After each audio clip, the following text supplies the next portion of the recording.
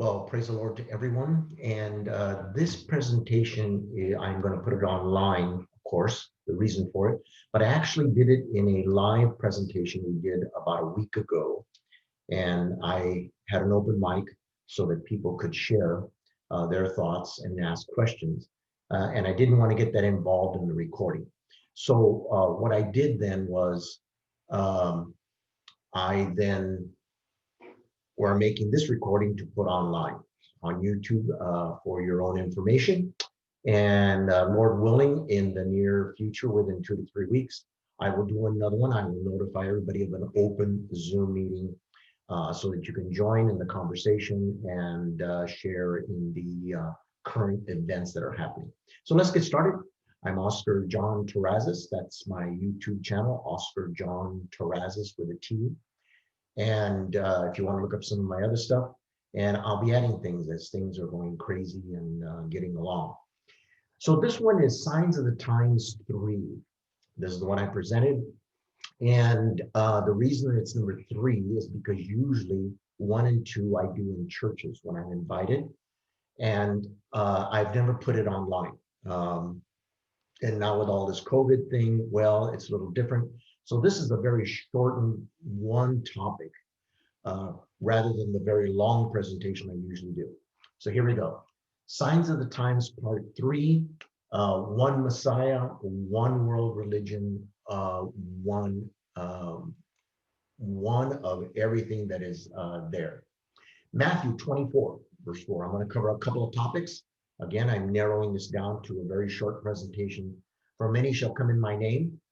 There'll be pestilences. There'll be earthquakes in diverse places. Everybody's very familiar with Matthew 24. I'm assuming that you are a student of the Bible and study prophecy. Well, since Jesus Christ, the Jews have had over 14 messiahs. Christianity has had also very many, including Sun Young Moon, Yahweh Ben Yahweh, Jose Luis de Jesus, operating out of Florida, and his organization. Muslims have had messiahs. Yes, the Muslims do believe in a messiah. I cover that in another presentation of the 12th Mahdi. So we've already had some of them claiming to be the 12th Mahdi, including Louis Farrakhan. Says, I am Messiah. All right. And is the world ready for a Messiah? Well, here's some of the websites that I found, along with the Messiah Foundation. We also have the Thinking of Lord Maitreya, which is the secret name of the 5th Buddha. I don't know how secret it is because everybody knows about it. I've been talking about this Lord Maitreya, the one that's in England, for the last 15 years. And but it turns out Lord Maitreya is a title of this Messiah that's going to come to Buddhist teaching. And the one that I usually had reported on was Lord Maitreya of shareinternational.org. There's another one now. In fact, there's several, but I'll just hit one who claims to be the Maitreya. And he is at worldteachertrust.org. So you can find him there too, to show you just how many have now come in as the Messiah and claiming to be the Messiah.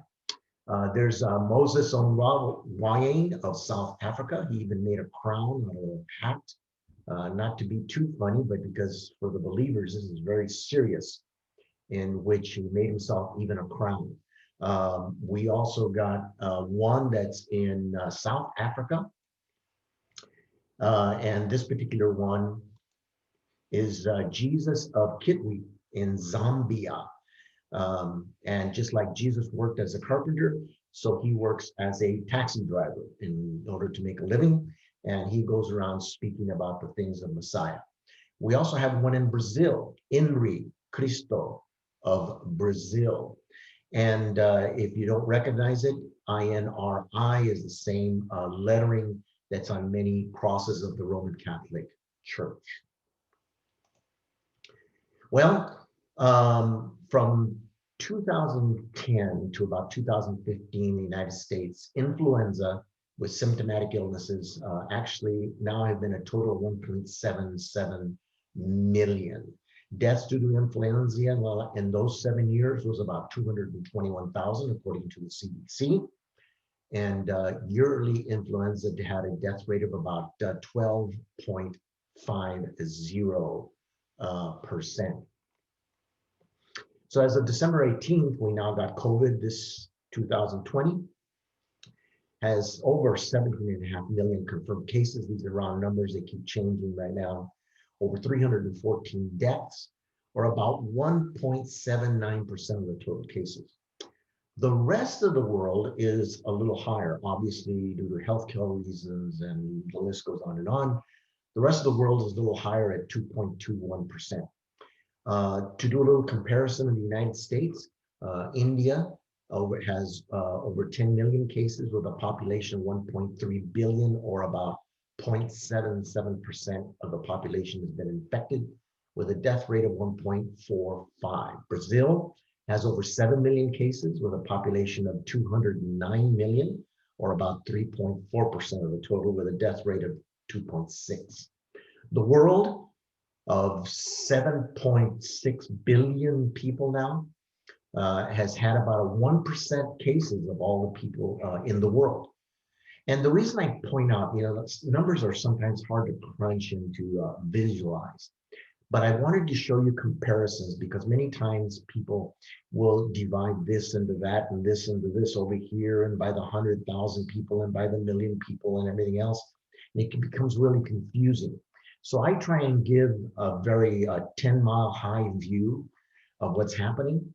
So in the world, 1% of the world has been infected with this coronavirus. I make that out for another point that I am going to make. In worldwide pandemics, we've had quite a few, but I'm only going to cover the most recent, where we've had a little bit more modern medical technology. The HIV/AIDS pandemic, and from 2005 to 2012, killing more than 36 million people. We didn't shut down the country for that. The flu pandemic of 1968, or the Hong Kong flu, H3N2, we're now at H1N7, so we've had quite a few. They keep numbering them as they go along and dating them in the numbers. Within 3 months of the first case of Hong Kong flu, it spread to the Philippines, India, Australia, Europe, the US, had deaths over 1 million people, or about 15% of the population of Hong Kong all got it. It was quite a severe pandemic. The Asian fly influenza, H2N2, 56 to 58, the World Health Organization reported over 2 million deaths. The flu pandemic of 1918, the one that everybody is quoting, infected about a third of the world population. We had over 20 million deaths. And to somewhere they estimate, I don't know why it came on the CDC like this, but they really don't know, 20 million to 50 million, because of testing, because of knowledge. I've always been a little jokingly, even though this is very serious, I personally have had family that have been infected by this. A couple of people have already passed away. But we have much better testing, much better medical results and computers to report all this stuff.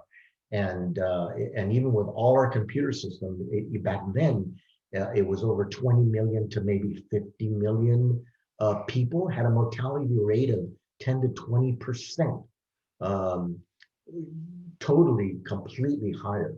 The country was really never shut down then, which I'm going to a point. Hold on. We could joke a little bit. And in Japan, they actually have this type of demigod named Ambi. A mermaid or merman has 3 legs, and supposedly if you put her picture up or poster up, she's usually the god, or he is usually the god of the harvest and pandemics. So if you put the picture up, then you'll avoid the pandemic. That's one way to handle it.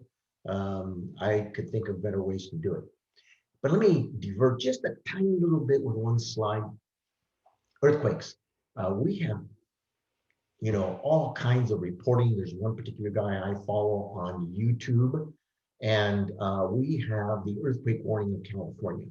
I put there the URL.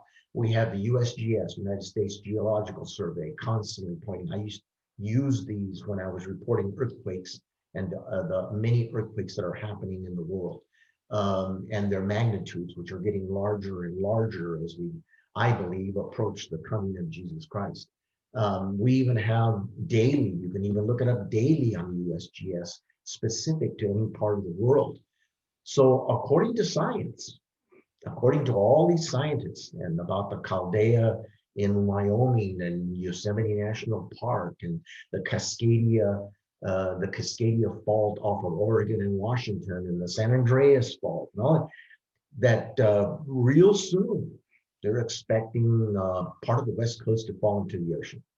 Well, if we follow the science, shouldn't we be telling Seattle, Portland, San Francisco, San Diego, Los Angeles to get out of town? According to the science, we should shut all of those cities down, completely shut them down. According to the science, an earthquake could happen at any time. We have an accumulation of earthquakes we can now track. We have sensors everywhere. And, they dot them. They have the San Andreas Fault, the Cascadia Fault up here. We should abandon all these cities because we got to save lives. But yet, nobody moves.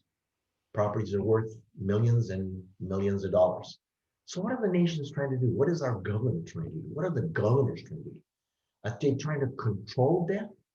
Or are they trying to stop death? There's other things that there should be more worried about. According to the CDC website, the US economy has a population problem. And by that, it means not that we're growing, is that we're not growing. And in some case, we're declining. So in the long run, in the big picture, our economic future depends on sustaining our population. Where the population of California, for instance, where I live right now, that determines how many representatives we have in Congress. It determines how we tax people. The more people, the less we got to tax individuals. The less people, the more we got to tax to cover the budget, because it seems like California just keeps spending and spending and coming up with new ideas. We just can't stop our Democratic Congress from spending. And it could affect even the United States as a world power. Every year, anywhere from 2.8 to 3.0 million people die every year in the United States. This year, from the latest statistic I could get, so far we have about 2.8 million people that have died in 2019. And we're on track for about 2.9 million people. And this is normal. And since we've only had about 300,000 COVID cases, it's just sort of just fitting with the statistics, not to be crude, not to be rude. And I know I've had family and friends, but so far, we're not exceeding the pattern. But one thing that is happening, we have our births in the United States, we have 3.75 million. If deaths were 2.9, do the math, we're really not increasing our population, which is one of the reasons for immigration, because that helps sustain our population. The problem is control. Whenever a country's fertility rate falls below 2.1%, then the country's in trouble, like Japan, like Italy, Poland, South Korea, Puerto Rico, and the list goes on, of countries that are not sustaining their population, and therefore businesses go out, the population changes. He's trying to give you the big picture of what's going on. Is this the reason why then that we're trying to control so much the death, or is there other reasons? I went into the Affordable Health Care Act, wanted to bring it up at this time because I took a couple of pages out of it. I mean, this thing has become a monster, over 2,400 pages of type. And as Pelosi put it, they approved it before they read it. But one of the things that's under page 1501 to 1505 is that the Secretary of Health can recommend, if somebody gets sick, a class 3 device or a class 2 device. Now, years ago, I was reporting it, and the particular system was called Digital Angel, if you look at one of my old prophecy presentations. And nowhere in the Affordable Health Care Act did we find a class 3 or class 2 device. I had to go into another huge document, which is the Federal Drug Administration, or better known as the FDA. So under it, it says it's an implantable radio frequency transponder system for patient identification and health information. Because doctors have understood that it's better for you to recover at home than to stay at the hospital. Plus, if our hospitals are jammed a little bit or a little bit full and you can recover at home, well, then what they'll do is they'll put a chip and then they transmit it, Digital Angel, they transmit it to the hospital and keep your vital signs all on record, how you're doing, how you're sleeping, how you're breathing, and everything else. And we're coming to be more and more sophisticated. Since 2004, we're becoming more and more sophisticated. Now let's look at the world a little bit before I get to the other part of the sophistication. Agenda 21 has been around since 1992. It's, thank goodness, shorter. It was only a 300-page document and has several sections. Section 1 states, achieving a more sustainable population. Now, this Agenda 21 was meetings held by world leaders, meaning they wanted to see what can we do. I mean, this was back when the population was only about 3.5 billion. Now we're already at 7.5 billion and climbing. And many are feared that we can't feed them all. We can't sustain them all. So how do you achieve a more sustainable population? In other words, the planting and the food and the technology and jobs growing with the population as people, at the same time, people are dying and then replacing them. They want to get in control of it. Number 4, the means of implementation would be science, technology transfer, education, international instructions, financial solutions. And now COVID has brought about something that I do want to talk about, and that it is now pushed Agenda 21 as part of the Great Reset. So I'm not going to argue over it on how viral, how deadly coronavirus is. It doesn't really matter because the world organizations that are in power want to use this pandemic, regardless of other pandemics they never did anything about, that they want to use it for now. The new expression is the Great Reset, the Great Reset. So now let's go back a little bit to how we're going to track people. One of the ways we're going to do it is through quantum dot tattoos for holding vaccination records. In other words, medical usage would be to color code the body. They actually got it where they can put this on you, it injects you, and then they can be read by these bioengineers. And really what they're already talking about is to finding out who has the vaccine, who has taken the vaccine, and in this way limiting your liberty as far as where you go in the world. Well, I really didn't understand quantum dot technology. So now I had to go to a government site. And the government site is pubmed.gov, the official government site.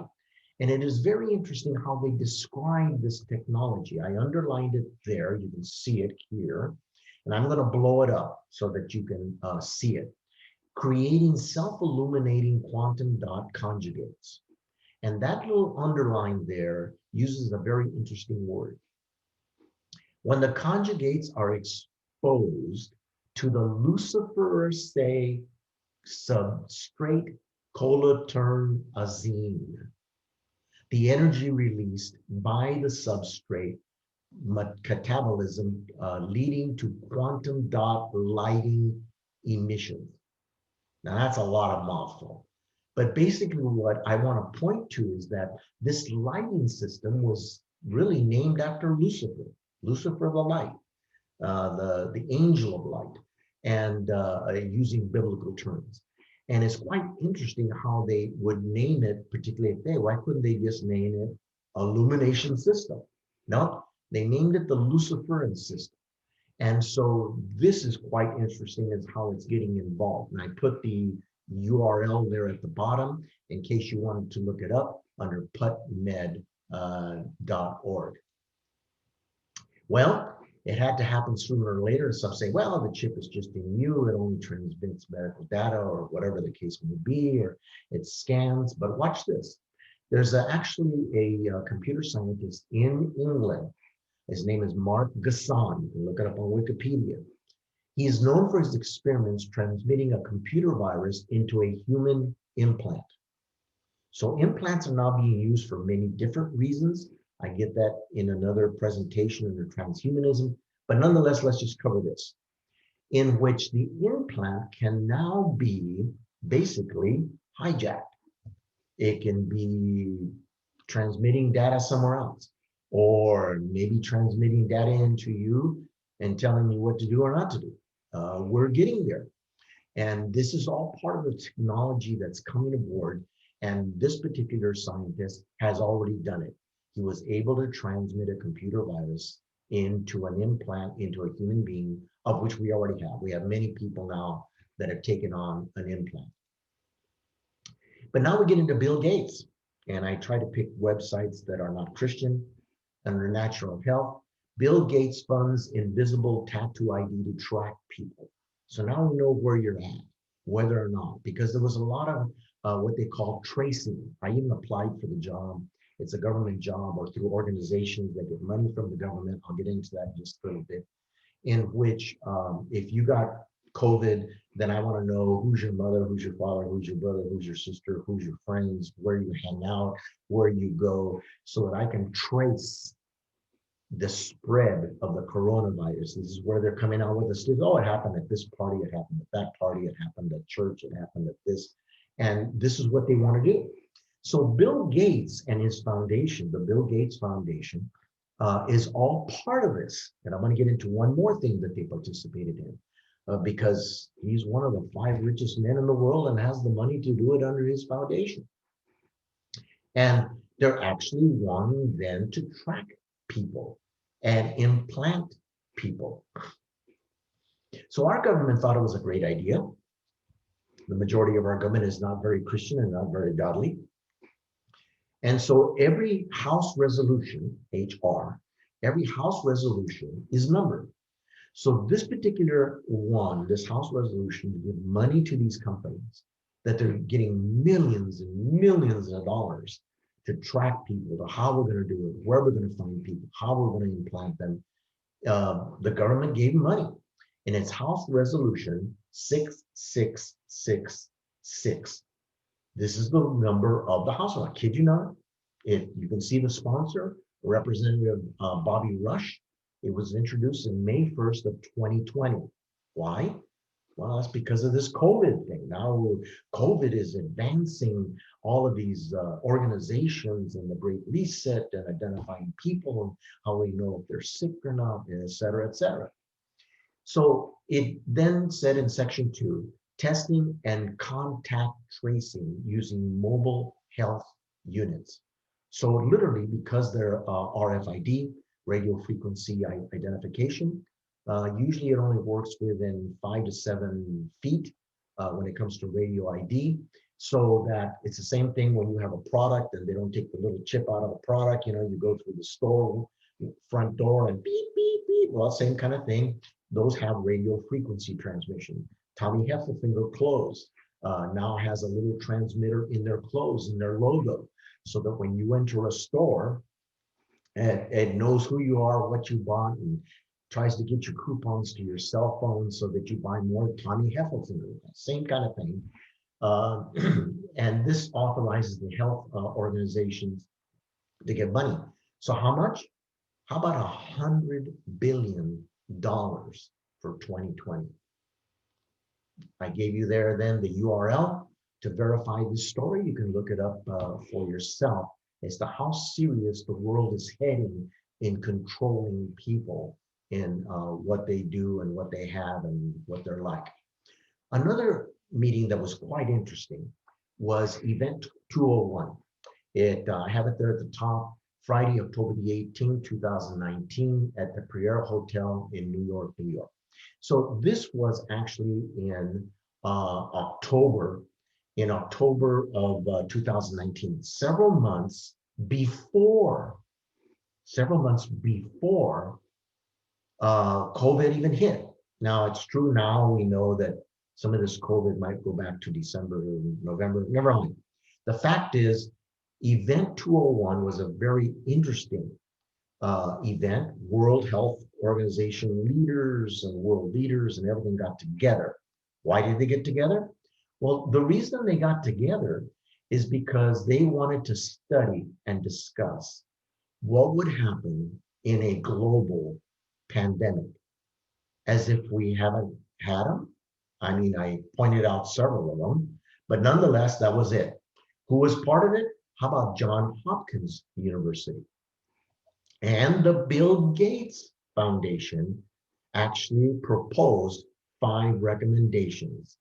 The next severe pandemic will not only cause great illness and loss of life, but could also trigger major cascading economic and social consequences that could contribute greatly to the global impact and suffering. So Event 201 pandemic exercise conducted on October 18, 2018. So that's really what they were doing. They were discussing 4 months before it happened of what would the world do and how would we handle a global pandemic. And now we have Bill Gates saying, hey, we got to chip everybody. He was talking about a vaccine before we even discussed having a vaccine or to any possibility of having a vaccine within a reasonable amount of time, which we know now happened within a year. But nonetheless, besides that, it was up to our scientists, it was up to our medical labs.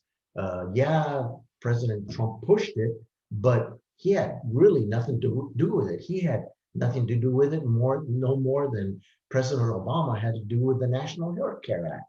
I don't know why they call it Obamacare. He just signed it, and somebody else did it. It was an outfit out of Michigan, and he didn't know what was in it. Even Pelosi didn't know what was in it. So here we got this thing. And they're saying, wow, we're going to have a pandemic.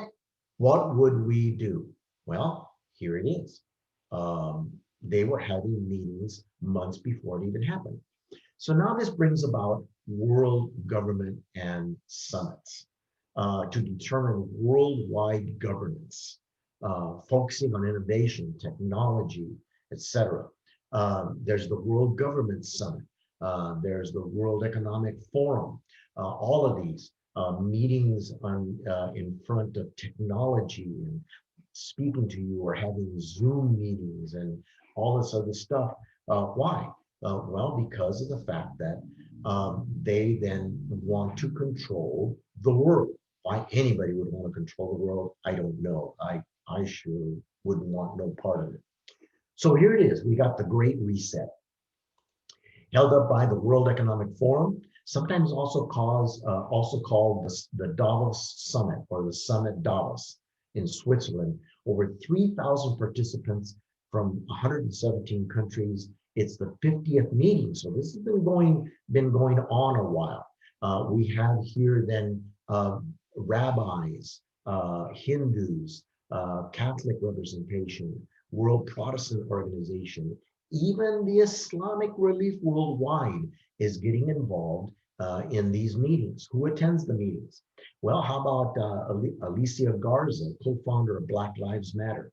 How about Bill Gates? Of course, he attended. Various mega church leaders attended. And why? Well, they discovered over the years, and this is being also pushed by somebody else, is 84% of the global population identify with a faith religious group. In fact, out of 7.6 billion people, only 1.2 billion claim no religious affiliation. Possibly they're atheists, but that's a very small compared then to the fact that over 6 billion people have some form of religion or faith.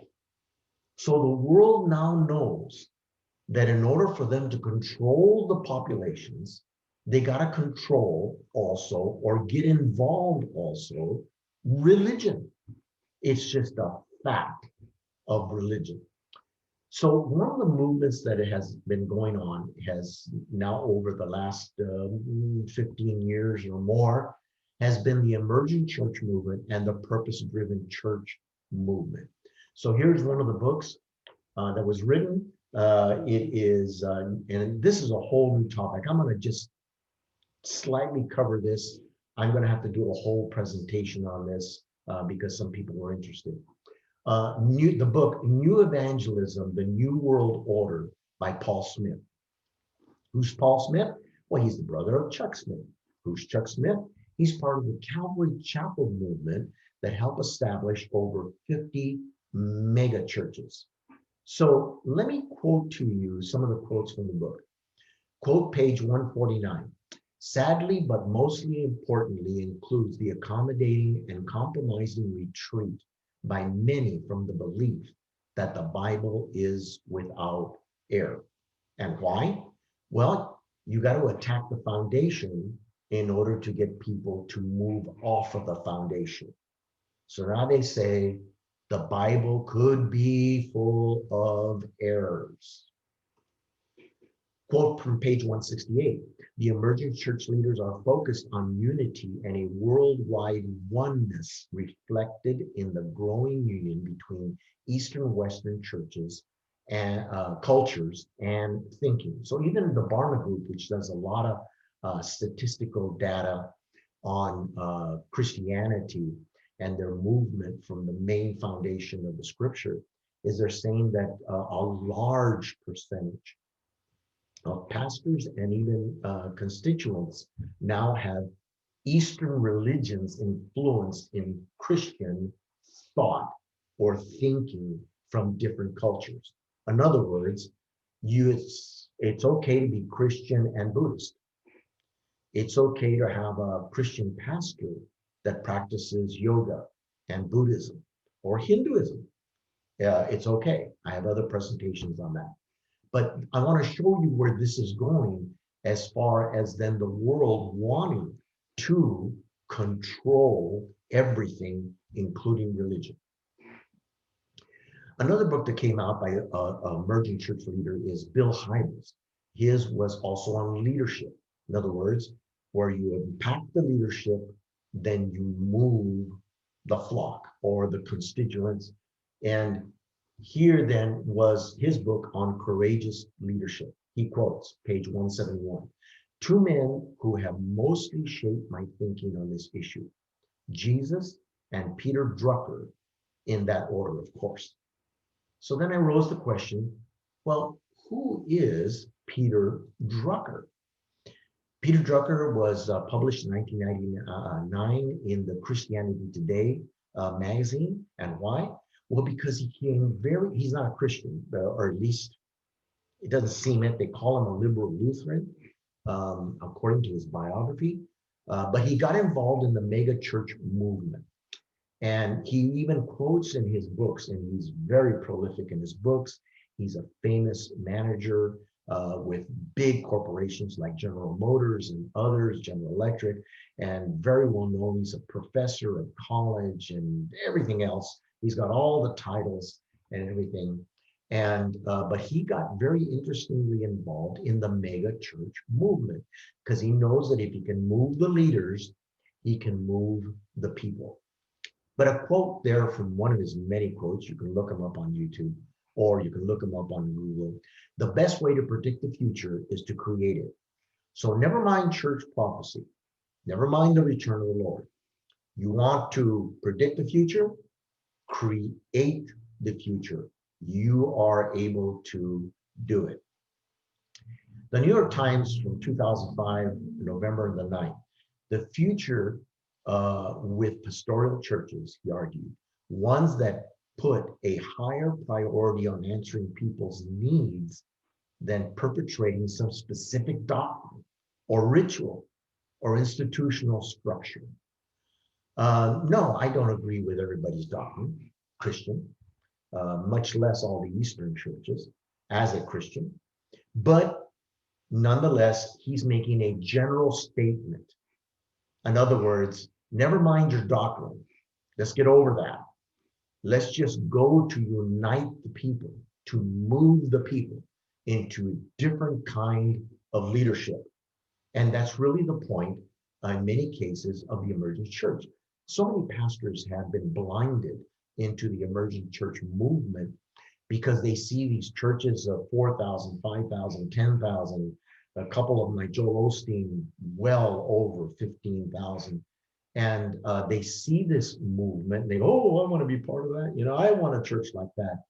And there's more to it. I've studied it out. This is not the presentation to do it. But nonetheless, they're caught into this, I can be a 10,000 member church kind of doctrine.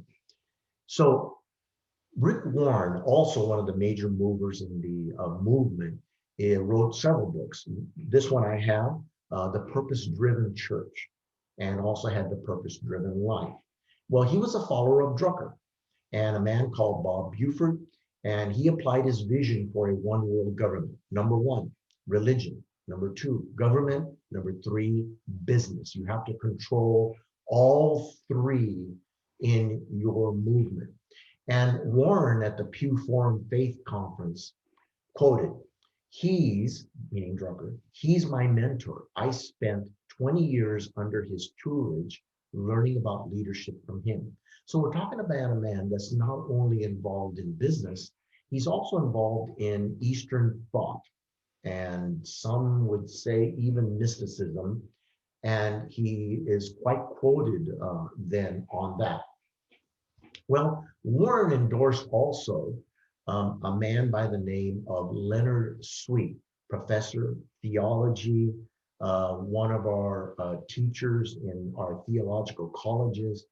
And he wrote many books. This is one of them, The Tides of Change. And you can see there at the bottom, it says Leonard Sweet and Rick Warren. So really this was his book. But Leonard Sweet, it turns out in his book, was influenced by David Spangler. So let me quote you David Spangler in one of his books.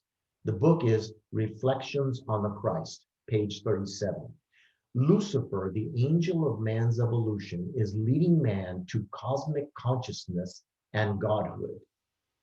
Now we're talking then about Leonard Sweet quoting David Spangler in much of his writing, and Leonard Sweet, not David Spangler, and Leonard Sweet then is a teacher at a theological seminary. Well, what is this kind of thinking doing in Christian thought that Lucifer is the light? There's more quotes on this. Like I said, I'm trying to keep this presentation short. So let's go into the fallout. Well, one of the fallout is China has wanted world dominance of business to control money and hard goods supply. There's not a whole lot tons and tons of stuff. If you look at the label, made in China, made in China, made in China. And really, it is a form of them wanting to take over the world. If the US and Europe are too hard on China now because they're blaming China for COVID, you're going to have about 1.4 billion people that are going to be very angry or starving or losing their jobs or creating hurt onto a political system that has total control of their people. China has bought much of our debt, our mortgage debt. So we're all allowed China to be interlinked with us. One of the things that Trump did was to make us energy independent. Well, here we've got the world could go into a recession if we're too hard on China. If we keep pointing the finger, you did this, you did that, say, hey, what good does that do? You're not going to be able to sue them in court. And who has the money for that? Don't get ridiculous. Take them to court. We're talking millions of dollars to go into court, something like that. But China is producing a lot of things that maybe we better consider that we have better produced. It's a well-known fact that a lot of our drugs are produced in China. So on we go. So we have to be very careful. We're walking on very fragile ground. Personally, in the US, many small businesses will not come back. Some chain stores will come back locations or go bankrupt, which they already have. We've seen it. Various supply items will be disrupted.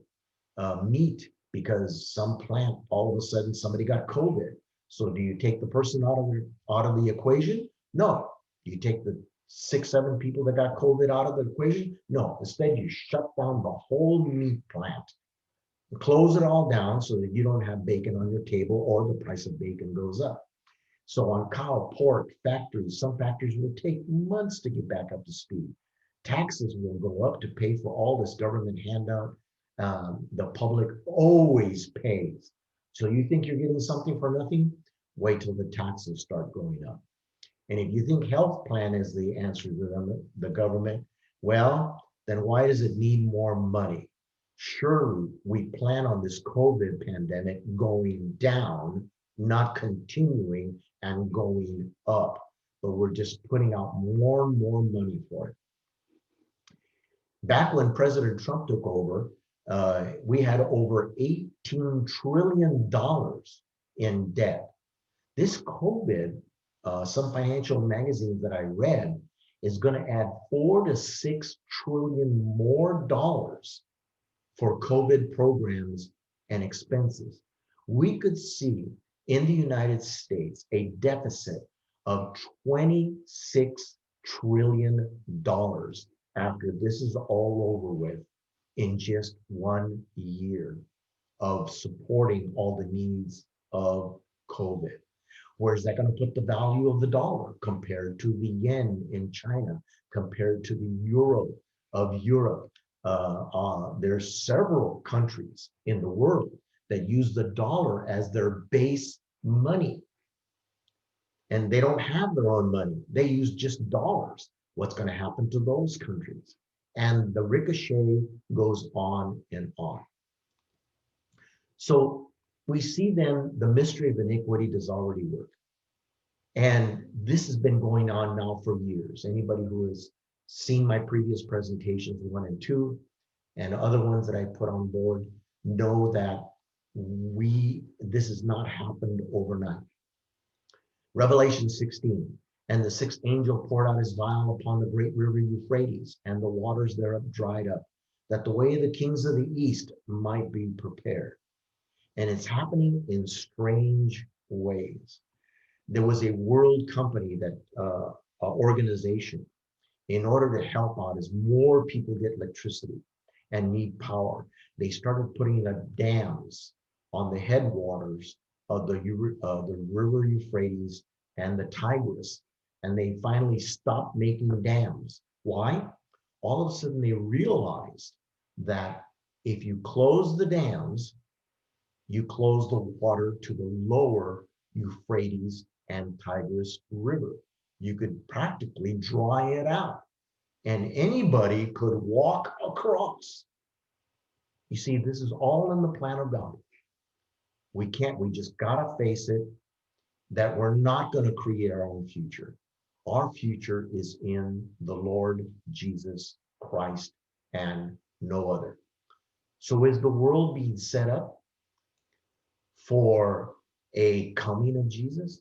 It sure does seem that way. Zechariah 14, not too soon from now, we're going to see that his feet shall stand that day upon the mountain of olives, which is before Jerusalem on the east, and the mountain of olives shall cleave in the midst thereof toward the east and toward the west.